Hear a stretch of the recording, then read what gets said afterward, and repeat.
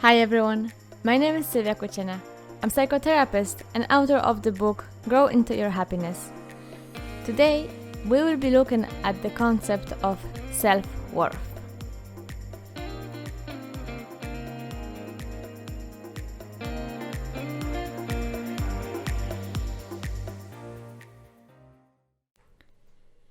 Self-worth is a wide topic.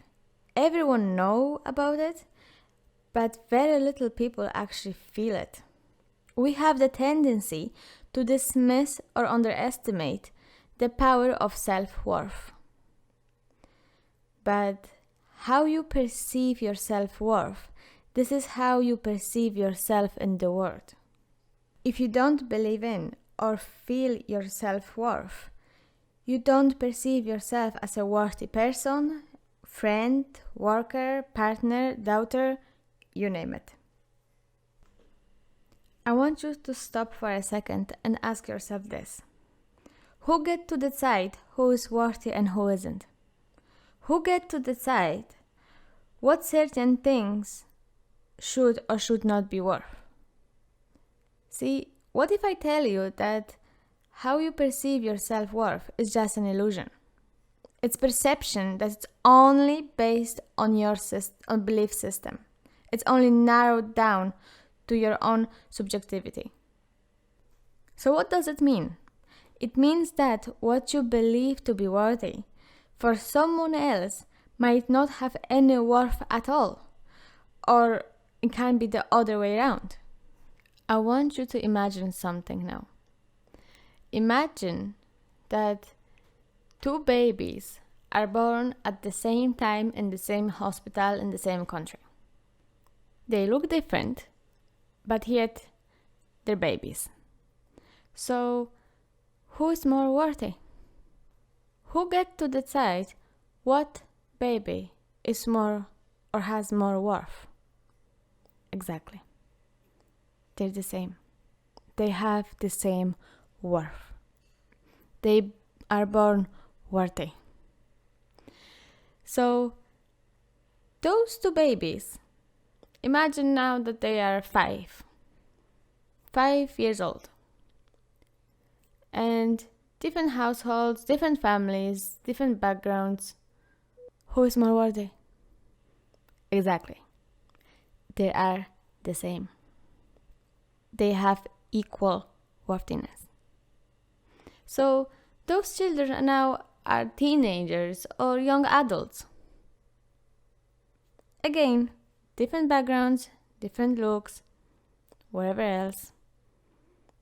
Who's more worthy? See, again, they are the same. They have the same worth. They are worthy because they're human beings. Self-worth is different than self-esteem. Self-worth is not about comparing yourself to others, nor it's something that we can have more or less of. The unconditional self-worth is the sense that you desire to be alive, to be loved and cared for. Low self-worth can lead to anxiety and depression. It can lead people to opt out of their lives and numb out on drugs and alcohol and even attempt suicide, because the pain of feeling unworthy is just too much to bear. In my work, when I go deep into the therapeutic process with my clients, we very often find out that the root of their issue, that the root of their unhappiness is the feeling of unworthiness. So how did we get here? How did we get to the place where so many amazing people feel so unworthy? Where so many wonderful people feel so unhappy? I believe there's many factors that cause us feel this way. So, first one, let's look at the advertisements. They make us believe that we need to buy something in order to feel happy, to feel loved, to be accepted, or to succeed. Our education system teaches us that our worthiness is based on our grades or the test scores. Sometimes our parents will make us believe that if we will be acting certain ways, acting like the good kids, our worthiness arises. Or when we play certain roles, that they will love us more. So as a child, we're starting to believe that we need to be certain ways in order to feel worthy of someone else's love. Social media isn't helping here at all either, because we're starting to put our self-worth based on the amount of likes or number of followers. But life is so much more than that. Many of us who experienced abuse, sexual assault, trauma may question our personhood or the right to exist. Whatever the cause, many of us measuring our worthiness based on our accomplishments or possessions. And as soon as we fail, make a mistake, or lose approval, we experience low self-worth. So how can we stop this vicious circle? The antidote to low self-worth is the unconditional self-worth. And that is the way out of criticism, shame, guilt, unhealthy behaviors. It's a way out of depression, anxiety, and substance abuse. It's time to base your self-worth on the fact that you are a human. To feel your worthiness even when the life doesn't go where you want it to go. So now ask yourself, what is stopping you to feel worthy? Some people believe if they will feel and act as a worthy person, they will become an arrogant human being. Some people believe that feeling worthy is just impossible. Did you ever ask yourself, what would your life look like if you would feel worthy? What would you feel? What would you find the courage to do if you knew that you were worthy? What would you dare to dream if you believed that you were worthy? What changes would you make? What would you stop doing if you felt worthy? I believe you would love your life. The feeling of self-worth is ongoing practice. It's a process. And I'm going to give you 4 ways that you can start right now to work towards your self-worth. So first one is to forgive yourself. Many of us are feeling unworthy because of the anger that we have towards ourselves about the past mistakes. Forgiveness involves acknowledgement and acceptance of what is happening.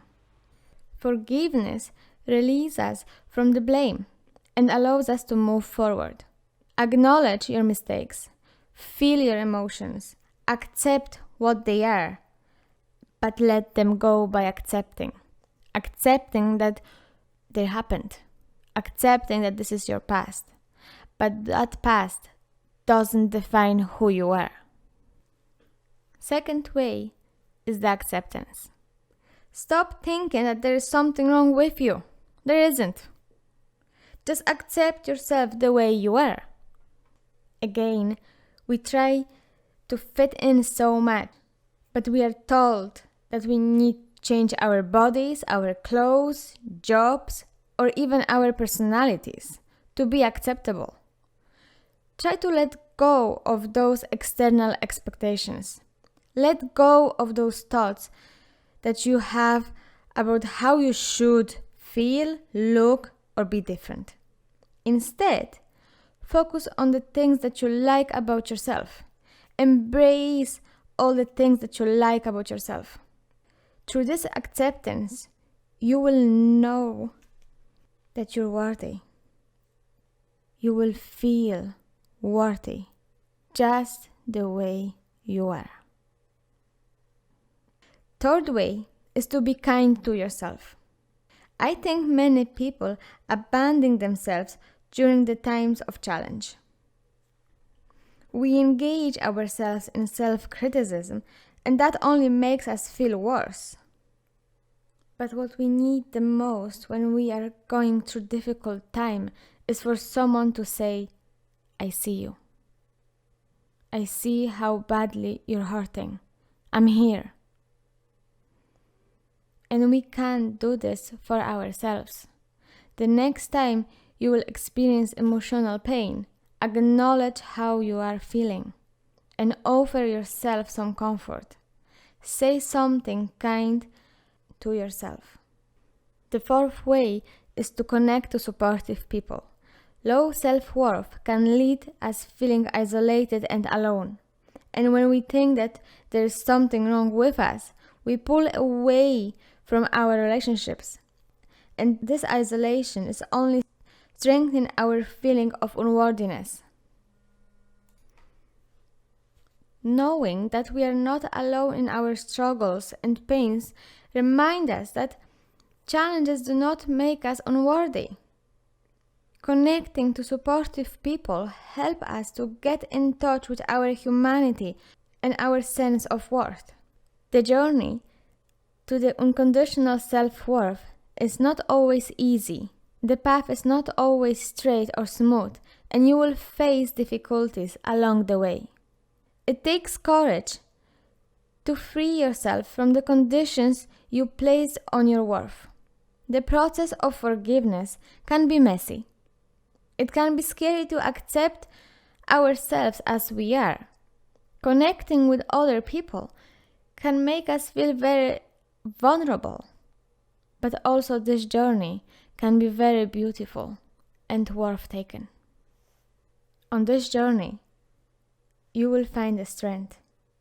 Be grounded in your humanity and know that you're worthy. I encourage you to set yourself free. Free yourself from all the limits that you created in your mind about yourself and your life. This topic is really wide, and I'm explaining this in much more detail in my second book that I'm actually working on. So for now, that's the end. I want you to think about what I said in here, and it's really worth looking at yourself as a worthy person. Thank you very much for listening.